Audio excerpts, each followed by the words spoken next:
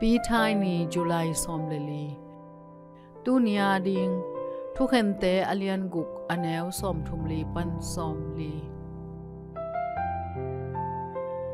Gideon keito kiho mi pa pen nang na hihna lim khat hung lakin chi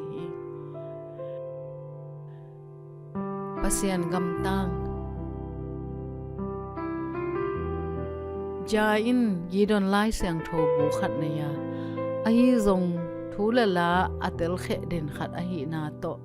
Lai Siangtho sunga na lamdangte sang zolo hi ai zongin lawmte khati upna lungsim phawng veve hi to hangin jar in Pasian tungah thunget tuampian khat nei-a nang kongop ding na deihleh ka gentel theihloh ding thu khat hong semin chi hi ni khat Lai Siangtho etnopna khat lutin alak sawm le na lo hi abang chidan hi ding aman na khat peu mang sak chi ngei lo hi to panin lai ahihna Zurich University zon ding in gwa zulaka moto to pa hi moto pan ato achang in lampinol akot namuna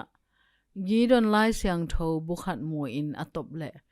Lai Siangtho bu pen keu sit set mo hi to pen again tel theihloh thu a hi Gideon Lai Siangtho chi pen thu cham lui sunga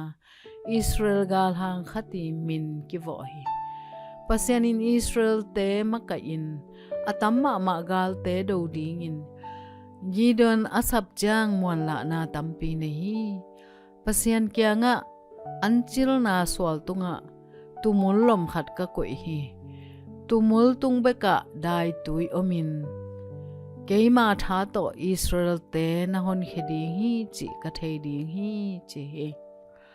Pasian in Gideon kal thu te khat ve be khilo ni ve tak dong ki hi mon la na to kidim thunget na pen izui ding nambel hi lo hi ahi zongin to te in Pasian zia le tong hong kilang sak the hi Gideon in gal kap tom chi khat bek pen gwalzo na lian pi nga sakhi jar in zong ama gentel theihloh thu te abol it na Pasian in thunget na dong chi thei chang in Jesu pa hi na teelkheh theihloh bang thulela tong ngai na hiam Pasian Gamtang a hi lam hong bang chimu sak the hiam kongit pa o lungsim tak pi to konget na hong za in